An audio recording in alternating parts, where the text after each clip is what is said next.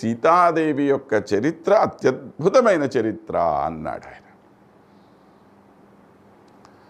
సీతాదేవి అనే మహనీయురాలు లేకపోతే రాముల వారికి గొప్పతనం ఏమాత్రం లేదు. ప్రతి గృహస్థు కూడాను తెలుసుకోవలసిన విషయం ఇది. మగవాడు ఎంత సమర్థుడైనా ఒక స్త్రీ గనక తాను తన ఇంటిని చక్కబెట్టుకోవటం చేతకాకపోతే ఆ కుటుంబం నవ్వుల పాలే అవుతుంది, కానీ ఏ విధంగా ఉన్నతికి రాదు. అది అటువంటి మహనీయురాలు సీతమ్మ ఎన్ని కష్టాలకు వచ్చింది తల్లి పాపం. అటువంటి సీతాదేవిని వివాహం చేసుకోవటము ఒక అత్యద్భుతమైన ఘట్టం. ఏనాడైతే ఆ జనక మహారాజు ఇయం సీత మమసుత సహధర్మచరీతవ ప్రతీచ్ఛచైనాం భద్రం తే పాణిం గృహ్ణీష్వ పాణినా అని చెప్పి ఆ శ్రీరాముల వారికి సీతాదేవిని కన్యాదానం చేశాడో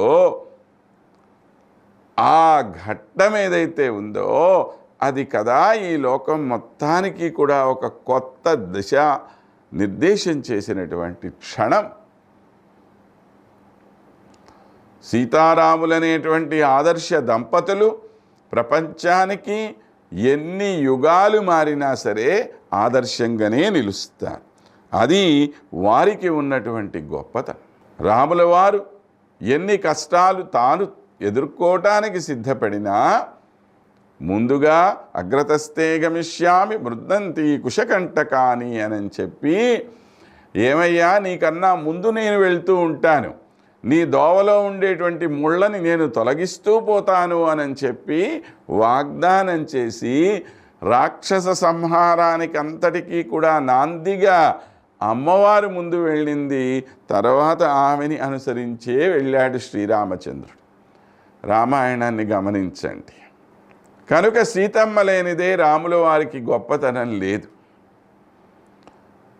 అలాంటి మహాసాధ్వి ఆమె.